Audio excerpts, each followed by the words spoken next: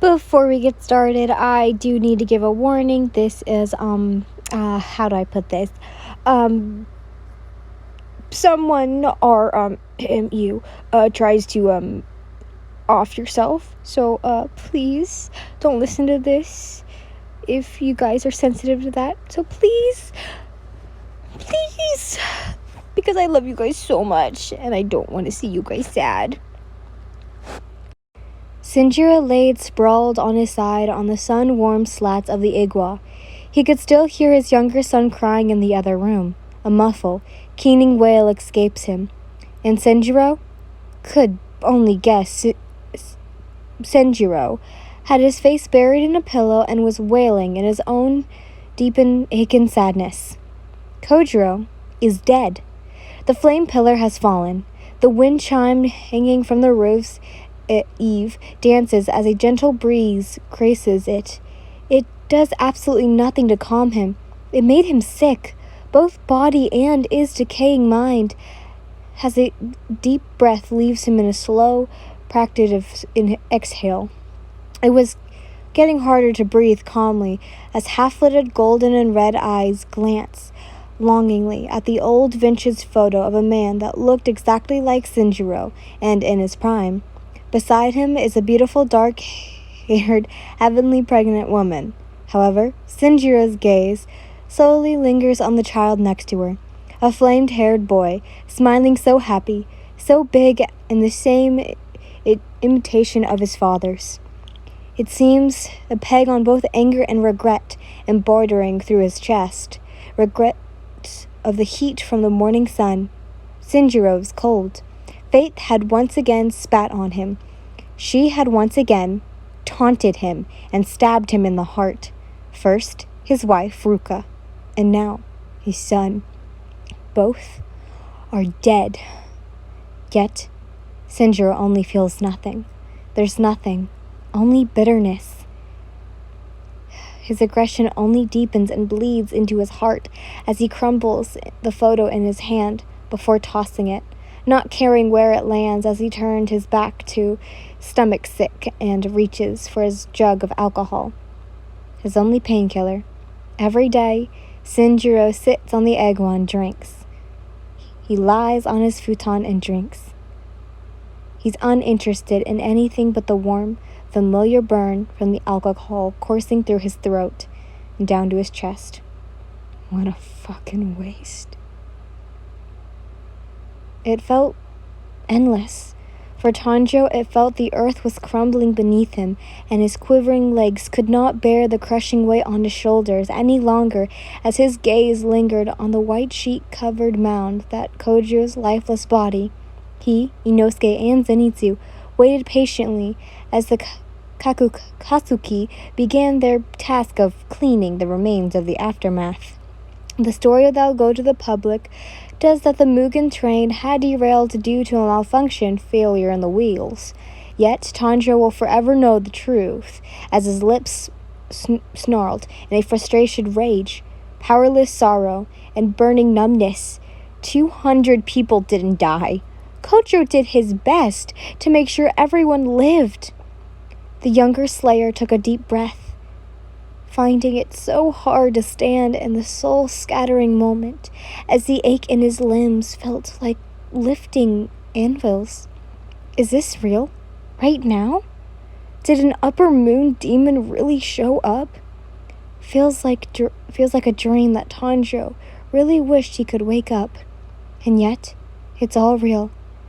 As he bowed his head in sorrow, not in sorrow over the loss, but in the sorrow over a recommencing matter that courses through in his devastation mind at the thought of Kojiro's wife, Yin, and son, Tayo. How am I going to tell Yin? Tanjiro thinks. I let her down. I couldn't save Rengoku-san. Regret tugged at his soul as Tanjiro stares blankly at the snow-covered ground. Wait, snow? Huh? It's snowing? He heard a Katsuki member say as the others all stopped what they were doing and looked towards the sky. Zenitsu, Tanjiro, and Inosuke glanced up. The sky is still a mixture of yellow, red, and orange. There's not a gray cloud in sight, and the temperature isn't even cold, since it's the middle of spring as snowflakes fall even more. Suddenly, and seemingly out of nowhere, the boys felt a bone-chilling blow of wind go by. "Brr, it's cold!" Inosuke exclaims, immediately wrapping his arms around himself, now feeling far too undressed. Usually he could take the cold weather, since he learned how to cope with it during the winter when he lived in the wild. But this was like an avalanche coldness. Standing up, Tanjiro held out his hand, catching beautiful snowflakes in his palm. "Hold on, do you guys hear that?" asked Zenitsu, causing both Tanjiro and Inosuke to look at him questionably. Hear what?" Tanjiro asked. I can't, like a whoosh, whoosh sound?" They stayed silent for a moment, but didn't hear anything. I don't hear anything, Zenitsu," Tanjiro tells him. "I'm telling you, I hear it. It sounds like heavy wings flapping." Granted, the blonde boy's hearing is so exponential that he could hear a butterfly flapping in the wind. "What do you mean, like heavy wings flapping? You're probably just hearing things," exclaimed Inosuke. "I'm serious. I can hear it, and it sounds like it's heading this way," Zenitsu says, looking up at the sky. Everyone did the same, waiting to see just what or who it is that's coming towards them as snow fell all over them. Soon, they did hear a distant flapping sound, and Tanjiro's nose quickly picked up the scent of jasmine and peppermint, just as he sees nothing approach overhead. "What is that?" Zenitsu asked, frightened. "It looks like some sort of giant bird, but a humanoid appearance." "A demon?" Inosuke questions, taking a defensive stance, ready to fight the strange creature. "Impossible! It's daylight." "Tanjiro!" came your voice. "Oh, wait, it's Miss Rengoku?" The black manigly-haired boy says in both surprise and confusion at the sight of you. You landed, slightly tripping on your feet as you did, the angel-like wings made of ice immediately breaking and falling off your person as you ran over towards him. "Miss Yin, what are you doing here?" Tanjiro asked as you placed your hands onto his shoulders. "Where's Ko?" you ask, your voice low but pleading. Tanjiro's eyes widened. It felt like metal seeping into his blood and forced a weight upon him as realization descends upon him. You came all this way just to see Kojiro. The news of Rengoku's death weren't just sent directly to Udarushiki-sama and the other Hashira, but his family as well. Tears flowed down Tanjiro's cheeks before he could stop them as he opened his mouth to speak, but no words. Then, when the younger didn't answer, your colored eyes looked past him and towards the white bound covered in bloodstains. Your lips quivered immediately. You weren't allowed your eyes to be anything more than glossy as you moved from Tanjiro and towards the presumably dead body of your husband. Wait, Lady Rengoku!"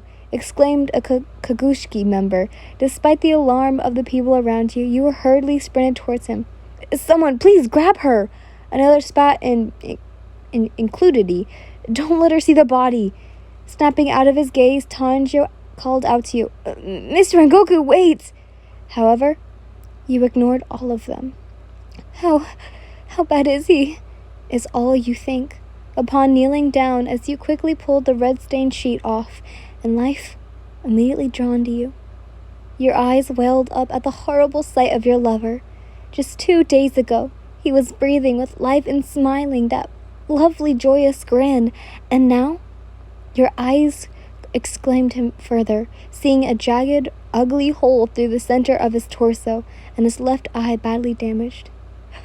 It can't be." Your voice is low, and you could feel your facade crumbling as you reached a hand out and gently caressed the side off his face, which felt too cold to the touch, yet still warm thanks to the sunrise. "Oh," Your voice is weak. Don't do this to me. Don't leave me. You felt grief creep up on you. You didn't want to be true as you finally came out of your delusional and back to reality. So both Tengen and Shinobu had been right. Kojiro is dead. Thus you found yourself in the same position as the day so long before you met Kojiro. Alone. Because your sunrise is gone. You can't leave me, Ko. You tell him, intermittently praying that he can hear you. Nobody said nothing as you wept, brows knitted and lips snarling in frustration and rage, and you could not hold yourself together. I don't want to be alone, you sobbed, leaning down and pressing your forehead against his. Right here, right now. You're not above pleading to whatever higher power out there to have him back. You could give anything, offer your open hand like a humble beggar for Kojiro to return to you. Please. Your voice was strained as if no one force had been choking the life out of you. Please, tell me what happened. Who did this? Tanjiro blinked, his eyes burning into thick tears after realizing that you're asking him, demanding to know the name of the monster who took something so beautiful away from you. And the young slayer gives you the answer. It was the 12 Kizuki, Upper Moon 3, Akaza. Akaza. Plants of ice began to appear beneath you, and the more Tanjiro spoke, telling you how Kojiro attempted to keep him at bay for long enough for the sun to keep him and kill him, but the demon had broke free and escaped into the abject forest like a coward. So, it was Upper Moon that did this to your beloved? Of course it was. Kojiro had success in killing lower ranks, but in the end, lost to an upper rank. You laughed. The sound surprising Tanjiro, Inosuke, Zenitsu, and the Kagushiki greatly as you kept your eyes solely on Kojiro's lifeless corpse. Apparently, you didn't pray hard enough, and the gods simply ignored your prayers, and now your husband is dead. A battered up, lifeless husk. I see, is all you said as you sat up, your eyes cold and void of any emotions besides sorrow, as you smiled sympathetically. You knew you should have gone with him. You should have protected him. Both fire and ice could have defeated that demon instantly. Well, I guess it can't be helped, you say softly with a chorus to your voice. You remained in the position for a while, merely staring at Kojiro, as if wanting him to stop playing dead and say something like psych. You snort out a Markaba thought brought on your grief-snickered laugh. Lady Rengoku? Came the voice of the Kazuki member as you felt them gather around you. Then they were attempting to show comfort, but a snowstorm had formed in your heart as you smiled. Marry me, Kojiro suddenly blurted out. What? You questioned confusedly. Kojiro blushed as his eyes grew even wider. Marry me, he exclaimed again. No, I don't know you like that, you tell him as you avoid his advances. Be mine, my beautiful Okiana, he said again. Stay away from me, you creep, you said, flailing and blushing. Marry me. No way! Stay away! I'll never grow tired of you. I'll love you. However, you've seemed to have forgotten who I am, my snowflower. You say you want me to promise you to never break your heart, to never leave you. Thus, you've forgotten who you are talking to. Kojiro tells you. You were dumbfounded, but let him continue. I am a demon slayer. It is my solemn duty to protect the innocent and the weak from demons. Every day I put my life on the line, and the possibility of death hangs above my head. Therefore, I cannot promise you those things. Every interaction we've had together, You've bestowed my heart, and I feel so happy when I'm with you. I'm in love with you, Yin, and I want you to be with me for the rest of my life. So would you accept me, just as I accepted you?" Kojiro asked, looking back at you with passion. "I'm just so happy," he exclaimed, his loud, excited voice catching you off guard. "You don't have to yell," you exclaimed back. "Sorry, you're still yelling. I know, it's just I love you." "Great, I love you too. Now stop yelling." "Okay, you're still yelling." Kojiro closed the gap between you as his lips pressed against yours, shutting you both up with a passionate kiss. "Do you feel it? My heart is beating because of you, because you set the flame within me ablaze. That it feels like I'll die of a heart attack if I don't kiss you or tell you just how much I love you, even for a second. I pledge to honor you, my wife. I promise to love and cherish you today and every day. You are my dream come true, and I promise to be your beloved husband and to join my life with yours. I vow to support you, inspire you, and love you as far long as we both shall live. I will be by your side, for better or worse, in sickness and in health, for richer or poorer. You are my one and only today and always. I choose you to be my loving wife and promise to cherish you every night we sleep and every day we wake. I will love you in word and deed. I will laugh with you, cry with you, and grow with you until death do us part. How lucky am I to call you mine. Never would you ever be alone, for I give you my love. I give you myself, the good, the bad, and the yet to come. You are my eternal flame. I love you, my snowflower." Hot tears streamed down your face as you recalled all those sweet memories, the romantic things Kojiro once said to you, and a hole had opened in your heart.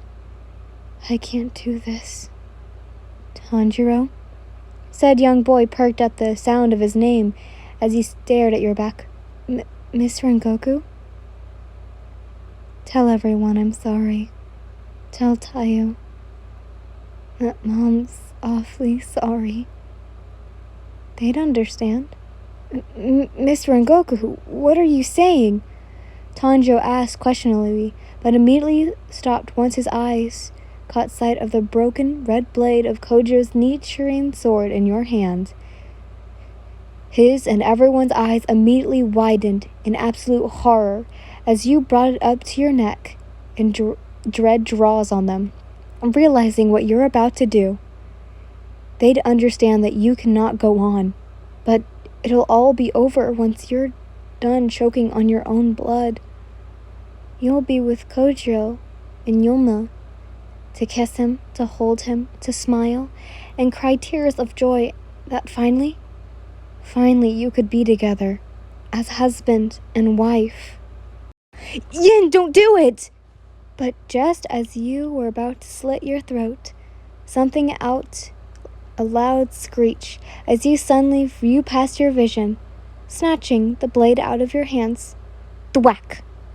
You then yelped when something snatched you on the side as the head as hot, throbbing pain courses through you. You've been hit by a walking cane as you held onto your now aching head. "Stupid girl, are you really going to give up that easily?" said a stern yet familiar voice from beside you.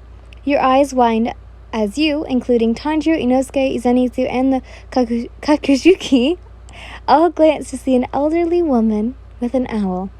"Shame on you. I raised you better than that," Otsu says with a disappointed frown.